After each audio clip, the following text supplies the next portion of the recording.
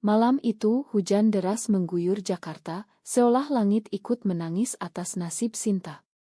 Dengan tas kecil di punggung, dia berdiri di depan pintu rumah keluarganya, air mata bercampur dengan air hujan yang membasahi wajahnya. "Kamu bukan anakku lagi," teriak ayahnya, Bapak Rahman, sambil melemparkan barang-barangnya ke jalan. Pintu ditutup dengan keras, meninggalkan Sinta sendirian di kegelapan malam.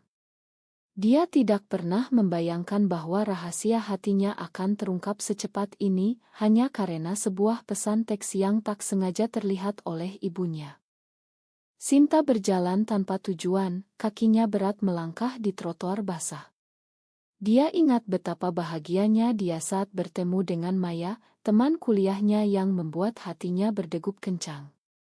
Mereka bertemu di kampus Universitas Indonesia, di kelas sastra, di mana diskusi tentang puisi Sappho membuka pintu hati mereka. Tapi di Indonesia, di mana norma masyarakat masih kuat dipengaruhi oleh nilai-nilai tradisional dan agama, cinta seperti itu dianggap tabu. Sinta tahu risikonya, tapi dia tidak bisa menahan perasaannya. Sekarang dia homeless, tanpa tempat tujuan, dan hati yang hancur. Pagi harinya, Sinta terbangun di sebuah bangku taman, tubuhnya menggigil karena dingin. Teleponnya berdering, nomor tak dikenal. "Sinta, ini Tante Lina, teman ibumu. Aku dengar apa yang terjadi. Datanglah ke sini, aku punya tempat aman untukmu." Suara Tante Lina terdengar penuh kasih sayang, tapi ada nada aneh yang membuat Sinta ragu. Namun, tanpa pilihan lain, dia naik taksi ke alamat yang diberikan, sebuah rumah besar di pinggiran Bogor. Pintu dibuka oleh Tante Lina, wanita paruh baya dengan senyum hangat. "Masuklah, nak. Di sini kamu aman dari dunia luar." Rumah itu ternyata bukan sekadar tempat tinggal. Itu adalah rumah aman yang dikelola oleh sebuah organisasi konservatif yang mengklaim membantu orang-orang yang tersesat kembali ke jalan yang benar. Sinta disambut oleh sekelompok wanita lain, semuanya dengan mata yang lelah dan ekspresi kosong. "Kami akan membantumu, Sinta," kata Tante Lina. "Kamu sakit, tapi bisa disembuhkan." Sinta merasa jantungnya berhenti. Ini bukan tempat berlindung, ini adalah penjara tersembunyi. Pintu dikunci dari luar, dan jadwal harian dipenuhi dengan sesi doa, ceramah tentang dosa, dan terapi konversi yang menyiksa jiwa. Hari pertama, Sinta duduk di ruang kelompok, mendengarkan cerita dari wanita lain. Ada Rina, yang diceraikan suaminya karena dicurigai lesbian, dan kini dipaksa belajar menjadi istri yang baik. Ada juga Tia, remaja yang dikirim oleh orang tuanya setelah ketahuan berpacaran dengan teman perempuannya. "Kamu harus melawan setan di dalam dirimu," kata pemimpin sesi, seorang ustaz bernama Bu Hani. Sinta merasa marah membara di dada. "Ini bukan setan, ini hatiku," gumamnya dalam hati. Tapi dia diam, karena tahu bahwa melawan berarti hukuman lebih berat. Malam itu, Sinta berbaring di kasur tipis, memikirkan Maya. Mereka telah berjanji untuk bertemu lagi, tapi sekarang Sinta bahkan tidak punya ponsel, semuanya disita. Dia ingat ciuman pertama mereka di bawah pohon lamboyan di kampus, bagaimana dunia seolah berhenti berputar. Tapi kini, realitas menamparnya keras. Keluarganya, yang dulu begitu mencintainya, kini menganggapnya sebagai aib. Ayahnya, seorang pengusaha sukses, takut reputasinya rusak. Ibunya, yang religius, percaya bahwa ini adalah ujian dari Tuhan. Sinta merasa sendirian, tapi di dalam hatinya, ada api kecil yang mulai menyala, api perlawanan. Beberapa hari kemudian, konflik pertama muncul. Saat sesi terapi individu, Bu Hani memaksa Sinta untuk mengakui kesalahannya. "Katakanlah, Sinta, bahwa kamu menyesal mencintai perempuan." Sinta menatapnya tajam. "Saya tidak menyesal. Ini bagian dari diri saya." Bu Hani marah, memerintahkan Sinta untuk berpuasa sebagai hukuman. Perut Sinta keroncongan, tapi pikirannya semakin jernih. Dia mulai berbicara dengan wanita lain di malam hari, berbisik tentang keraguan mereka. Kita tidak sakit, katanya pada Rina. Mereka yang salah. Rina mengangguk pelan, tapi matanya penuh ketakutan. Sinta juga mulai mengamati Tante Lina. Wanita itu sepertinya punya rahasia sendiri. Kadang, dia melihat Tante Lina menatap Otto lama di meja kerjanya, Otto seorang wanita muda yang mirip dengannya. Siapa itu? Tanya Sinta suatu hari. Tante Lina tersentak, menyembunyikan Otto. Tidak ada yang penting. Tapi Sinta curiga, mungkin Tante Lina juga pernah merasakan hal yang sama. Ini bisa menjadi kunci untuk keluar dari sini. Hari berganti minggu dan tekanan semakin berat. Sinta dipaksa menonton ide propaganda tentang kebahagiaan keluarga normal. Hatinya sakit setiap kali melihat gambar pasangan heteroseksual yang bahagia. Dia ingat bagaimana ayahnya selalu memuji anak tetangga yang menikah dini, sementara dia dipaksa ikut kursus memasak untuk menjadi istri idaman. Tapi di balik itu, Sinta mulai merencanakan. Dia mencuri kertas dan pensil, menulis surat rahasia untuk Maya, berharap bisa mengirimkannya suatu hari. Konflik memuncak saat kunjungan keluarga. Ayah dan ibu Sinta datang, duduk di ruang tamu dengan Tante Lina. Dia sudah berubah, tanya ayahnya. Tante Lina menggeleng. Masih keras kepala. Sinta dipanggil masuk, dan melihat orang tuanya membuat air matanya mengalir. Kenapa kalian lakukan ini padaku? Tanyanya. Ibunya menangis, kami ingin yang terbaik untukmu. Tapi ayahnya tegas, ini untuk kebaikanmu. Sinta merasa dikhianati, tapi itu membuat tekadnya semakin kuat. Dia harus keluar dari sini, bukan hanya untuk dirinya, tapi untuk yang lain. Di akhir ile ini, Sinta menemukan sekutu tak terduga. Saat membersihkan kamar Tante Lina, dia menemukan buku harian lama. Di dalamnya, cerita tentang cinta Tante Lina pada seorang wanita di masa muda, yang berakhir tragis karena tekanan masyarakat. Sinta tersenyum kecil. Ini adalah senjata pertamanya. Pagi di rumah aman itu selalu dimulai dengan doa bersama, suaraan dari masjid terdekat bergema di udara lembab Bogor. Sinta duduk di barisan belakang, bibirnya bergerak tapi hatinya jauh. Dia memikirkan buku harian Tante Lina yang dia baca diam-diam malam sebelumnya. Ternyata, Tante Lina pernah mencintai seorang perempuan bernama Sari, tapi dipaksa menikah oleh keluarganya. Sari menghilang, dan Tante Lina menyalurkan traumanya menjadi penyelamat bagi yang lain. Hipokrit, gumam Sinta dalam hati. Hari itu, sesi kelompok lebih intens. Bu Hani membawa tamu, seorang psikolog konservatif bernama Dr. Andi. Cinta sesama jenis adalah kelainan, katanya dengan suara tegas. Bisa disembuhkan dengan terapi dan doa. Sinta tidak tahan lagi. Dia angkat tangan. Dokter, bukankah cinta adalah hak asasi manusia? Kenapa kita dipaksa berubah? Ruangan hening. Dokter Andi tersenyum dingin. Itu propaganda barat. Di Indonesia, kita punya nilai sendiri. Tapi kata-kata Sinta menyentuh hati Tia, yang mulai menangis. Aku capek berpura-pura, katanya. Setelah sesi, Bu Hani menghukum Sinta dengan isolasi. Dia dikunci di kamar kecil tanpa jendela, hanya diberi air dan roti. Di kegelapan itu, Sinta merenungkan hidupnya. Dia ingat masa kecil di Surabaya, di mana ayahnya mengajarinya berenang di pantai, dan ibunya menyanyi lagu-lagu daerah. Tapi sekarang, mereka melihatnya sebagai monster. Apa salahku mencintai? Tanyanya pada dinding. Jam demi jam berlalu, dan Sinta mulai bernyanyi pelan, lagu Auritnya dan Maya, cinta tak harus memiliki. Suaranya bergema, memberinya kekuatan. Malam itu, saat dibebaskan, Sinta mendekati Rina di dapur. "Kita harus keluar dari sini," bisiknya. Rina ragu. "Bagaimana? Pintu selalu dikunci." Sinta tersenyum. "Aku punya rencana." Dia ceritakan tentang buku harian Tante Lina. Mereka sepakat untuk mencari bukti lebih lanjut. Saat yang lain tidur, mereka menyelinap ke kamar Tante Lina. Di sana mereka menemukan surat-surat lama dari Sari, penuh cinta dan penyesalan. "Ini bisa kita gunakan untuk memerasnya," kata Sinta. Tapi Rina geleng kepala. "Itu salah. Kita harus bicara dengannya."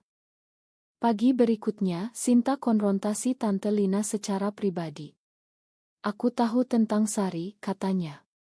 Tante Lina pucat. "Jangan bilang siapa-siapa." Sinta menatapnya.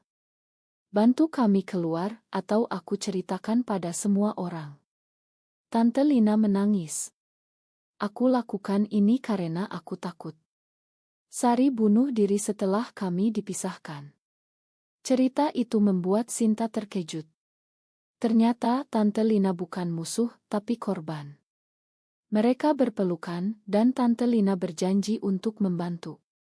Tapi hati-hati, Bu Hani curiga. Sementara itu, di luar, Maya tidak diam saja. Dia mencari Sinta di mana-mana, menelepon keluarga Sinta tapi ditolak. Akhirnya, dia hubungi teman kampus yang tahu tentang rumah aman.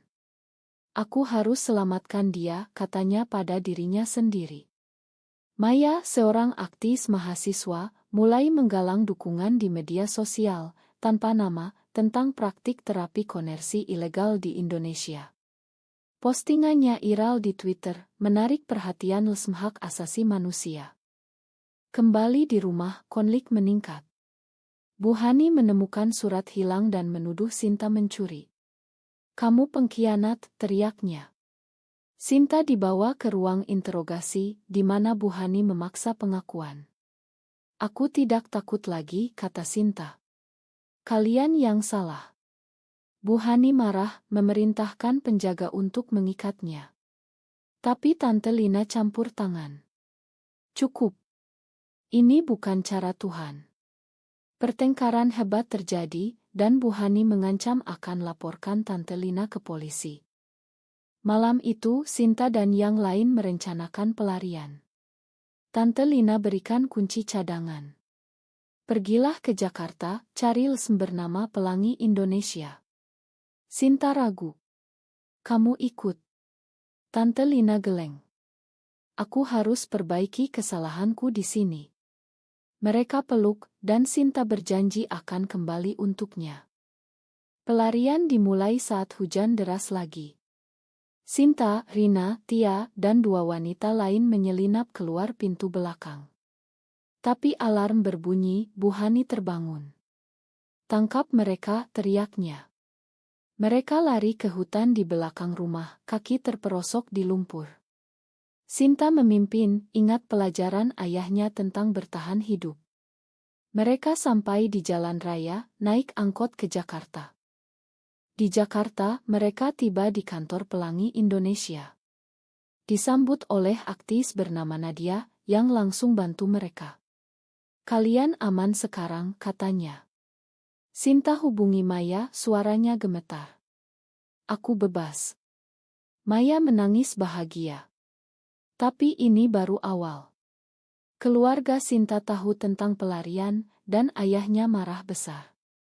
Di kantor Pelangi Indonesia, Sinta merasa napasnya lebih lega untuk pertama kalinya. Ruangan kecil itu penuh poster Hakult, dan Nadia, Direktur LSM, mendengarkan cerita mereka dengan empati. Praktik seperti itu ilegal di Indonesia, meski masih banyak yang tersembunyi, katanya. "Kami akan bantu kalian laporkan." Sinta mengangguk, tapi hatinya berat memikirkan Tante Lina yang tertinggal. "Dia membantu kami, tapi dia juga korban." Maya datang segera setelah itu, berlari memeluk Sinta. Aku khawatir sekali, katanya, air mata mengalir. Mereka duduk di taman belakang, bercerita tentang hari-hari terpisah. Maya ceritakan bagaimana dia kampanye online, dapat dukungan dari komunitas LGBT di Jakarta. Tapi ada ancaman juga dari kelompok radikal. Sinta pegang tangan Maya. Kita hadapi bersama. Tapi di balik kebahagiaan, Sinta merasa konflik dalam. Apakah dia siap menghadapi dunia luar? Keesokan harinya, berita pelarian mereka menyebar.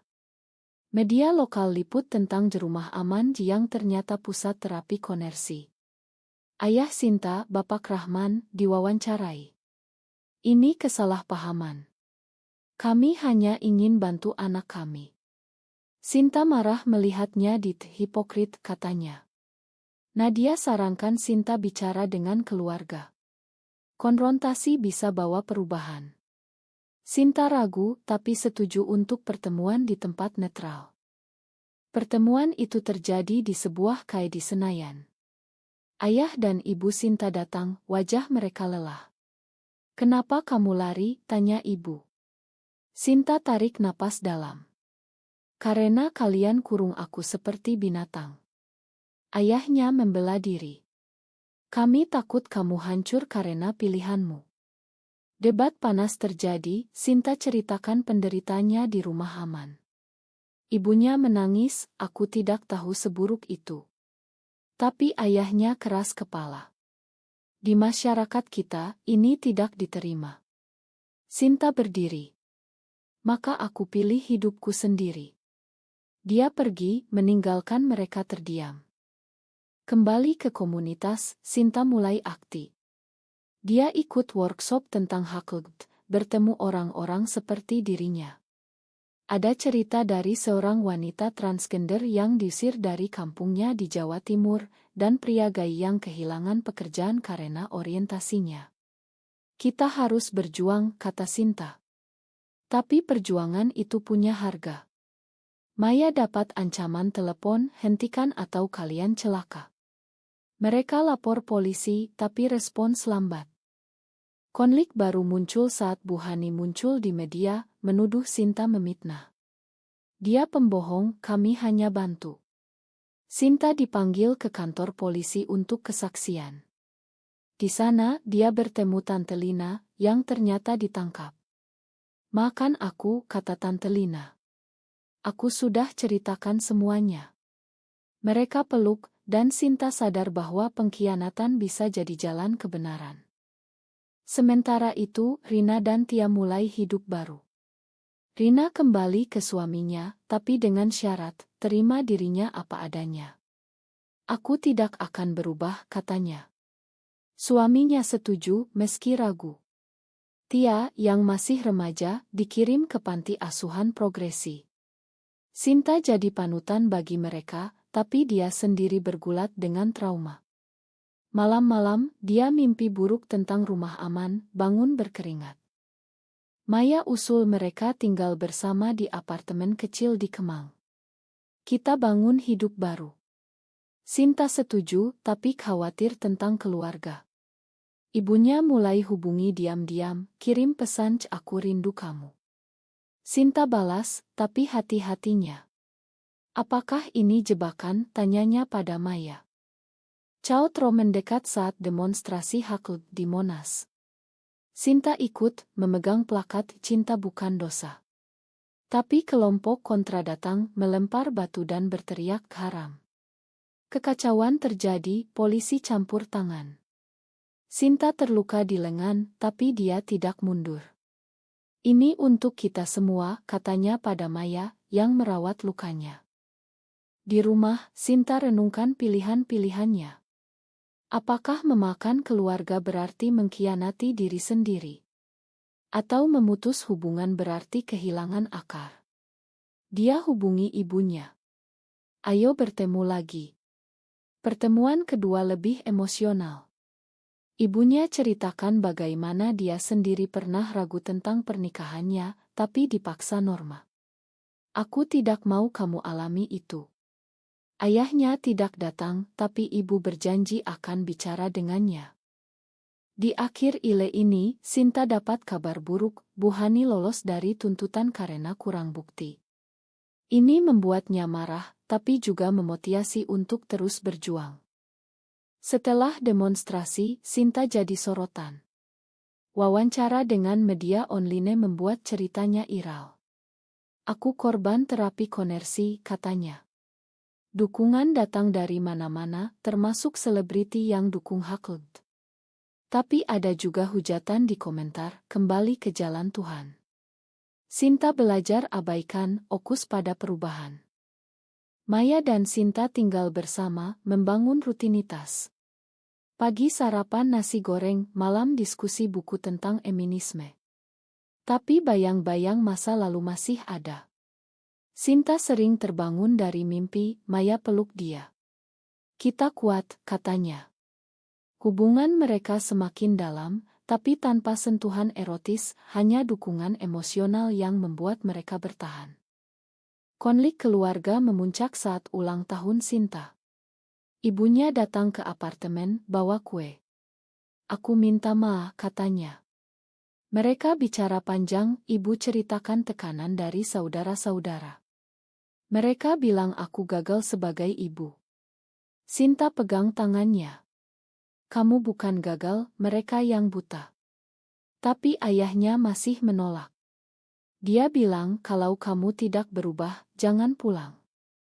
Sementara itu, Tante Lina bebas dan bergabung dengan Pelangi Indonesia. Aku ingin tebus kesalahan, katanya. Mereka kerjasama untuk kampanye anti-terapi konversi. Sinta bicara di seminar, ceritakan pengalamannya. Audiens terharu, tapi ada yang protes. Seorang pria berdiri, ini melawan agama. Sinta balas tenang. Agama ajarkan kasih sayang, bukan kebencian. Aplaus bergema. Betrayal datang dari tak terduga. Rina yang kembali ke suaminya hubungi Sinta. Suamiku paksa aku mundur dari komunitas. Ternyata suaminya bergabung dengan kelompok kontra. Rina pilih keluarga, putus hubungan dengan Sinta. Ma, aku takut kehilangan anakku. Sinta sakit hati, merasa dikhianati lagi. Kenapa orang pilih aman daripada benar, tanyanya pada Maya. Harga perjuangan semakin tinggi. Maya kehilangan pekerjaan di agensi iklan karena image buruk. Mereka tahu tentang kita, katanya. Sinta marah, tapi Maya tenang. Kita cari yang baru. Mereka mulai bisnis kecil, jual aksesoris rainbow online. Bisnis berkembang, tapi ancaman meningkat. Rumah mereka dilempar batu malam hari, cat karam di pintu. Sinta putuskan konfrontasi ayahnya langsung. Dia datang ke rumah lama di Jakarta Selatan. Bapak, dengar aku. Ayahnya buka pintu, tapi tidak undang masuk.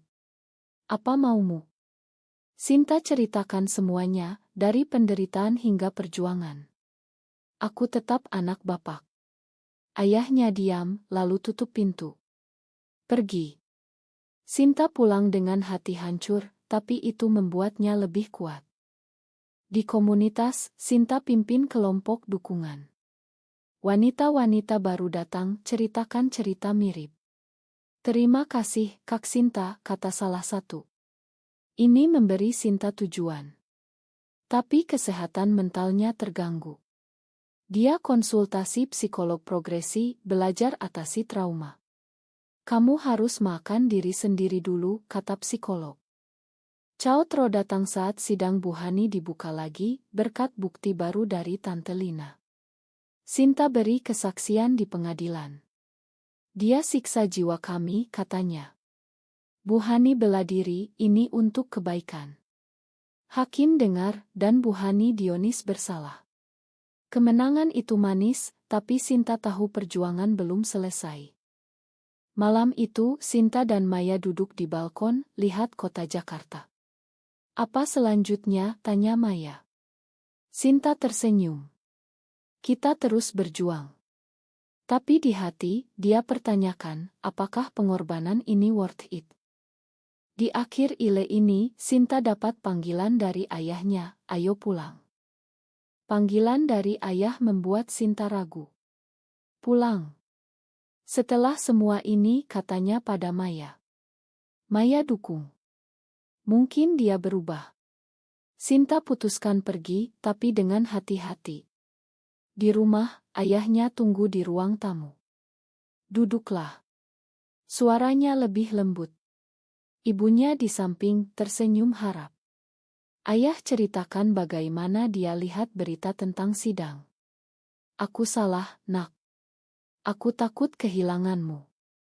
Sinta menangis. "Kenapa baru sekarang?" Ayah peluk dia. "Makan Bapak.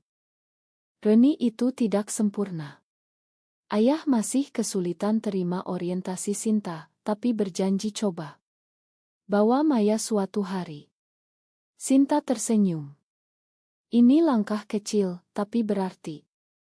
Kembali ke apartemen, Sinta ceritakan pada Maya. "Kita punya harapan." Mereka rayakan dengan makan malam sederhana, bicara tentang masa depan. Tapi masyarakat masih keras. Kampanye Sinta dapat dukungan, tapi juga boikot.